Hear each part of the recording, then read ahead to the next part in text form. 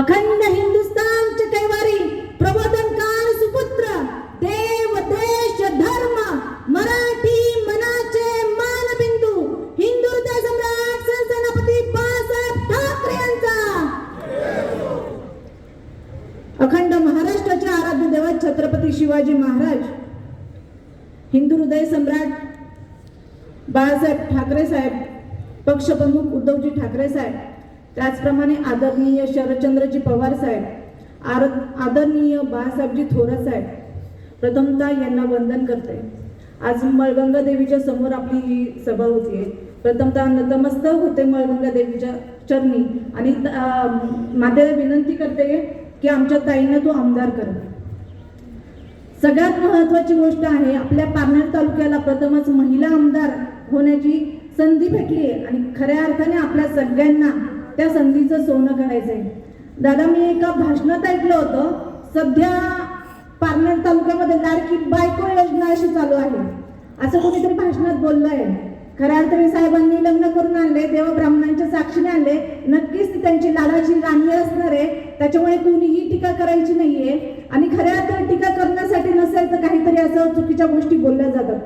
खऱ्या अर्थाने आपण म्हणतो की लाडकी बहीण योजना हा विषय तर खूप आता जुना झाला। लाडकी बहीण योजना मला हेच सांगायचं आहे दादा हो आम्हाला 1500 रुपयाची गरज नाही आमच्या मुलींना सुरक्षा द्या।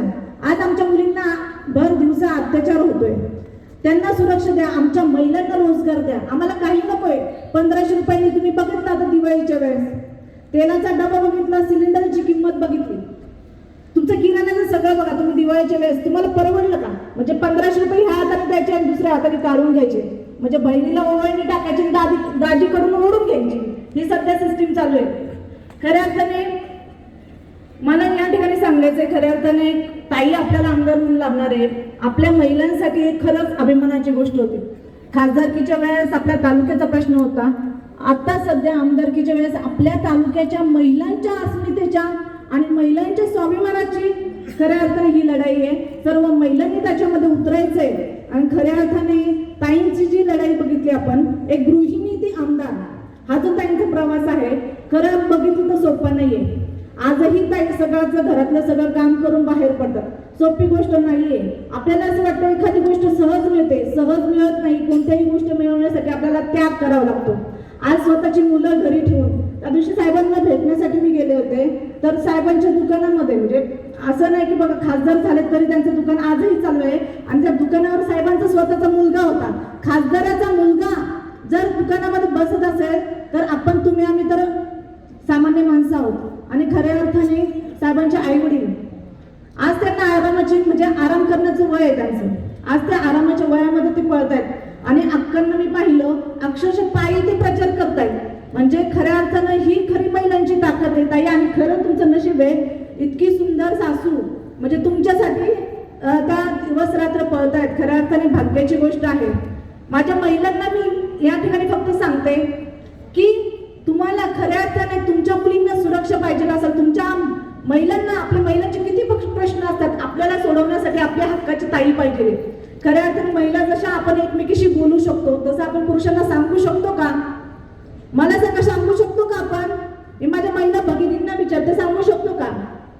आपण जसं महिलांना सांगू शकतो उद्या ताईंपाशी उद्या अंगणवाडीचे प्रश्न आहेत उद्या बचत गटाचे प्रश्न आहेत आज आपण ताईंना मत केलं तर आपण हक्काने त्यांच्याकडे जाऊन काम मागू शकतो। खऱ्या अर्थाने तुमच्या आमच्या आज आपण पाहतो की समाजामध्ये एवढे अत्याचार घडतायत अरे अंगावर काटा येतोय ज्यावेळेस 4 वर्षाच्या मुलीवर बलात्कार होतोय खऱ्या अर्थाने आता डोळ्यात म्हणजे अश्रू येत आहेत अरे लाजा वाटलं पाहिजे आणि तुम्ही काय 1500 रुपयात आम्हाला विकत घेताय। आज महिला म्हणून मला खरंच तळतळ वाटते सरकारची म्हणजे काय बोलावं आज इतक्या महिलांवर अत्याचार होत आहेत त्यावेळेस तुम्ही कुठे जाता लाडके भाऊ मला प्रश्न आहे सरकारला त्यावेळेस आमचे लाडके भाऊ कुठे जातात? तुम्हाला फक्त मतदानाच्या वेळेस आम्ही लाडक्या बहिणी आठवतो ज्यावेळेस आमच्या मणिपूरमध्ये 2 महिला लग्न अवस्थेमध्ये त्याची धिंड काढली कुठं होता लाडका भाऊ? मला प्रश्न विचारायचा माझ्या लाडक्या भावाला त्यावेळेस कुठं होतं तुमचं सरकार? गरज होती ना त्यावेळेस त्यांना तुम्हाला ज्यावेळेस तुमच्या बहिणींना खरी गरज असेल त्यावेळेस तुम्ही पळकुटाने पळ काढायचा आणि मतदानाच्या वेळेस मत मागायला यायची सगळ्यांनी भाजपचं अर्थाने भाषणाला आवाज घालते, पण सगळ्यांना खरंच माता भगिनींना आपण रात्रंदिवस काम करतोय. शेतामध्ये माझ्या महिला भगिनी जातात. थोडंसं वेळेचा अभाव असल्यामुळे बोलण्यासारखं खूप आहे, पण मी या ठिकाणी माझ्या माता भगिनींना विनंती करते, मातांनो, ताईंनो, तुम्हाला या ठिकाणी ताईंना आशीर्वाद द्यायचा आहे आणि आशीर्वादाच्या रूपात तुम्हाला तुमचं मत द्यायचंय. ताईंचं अनुक्रमांक आहे 3. तुतारी वाजवणारा माणूस त्या पुढे बटन दाबून ताईंना भरघोस मताने विजयी करायचंय.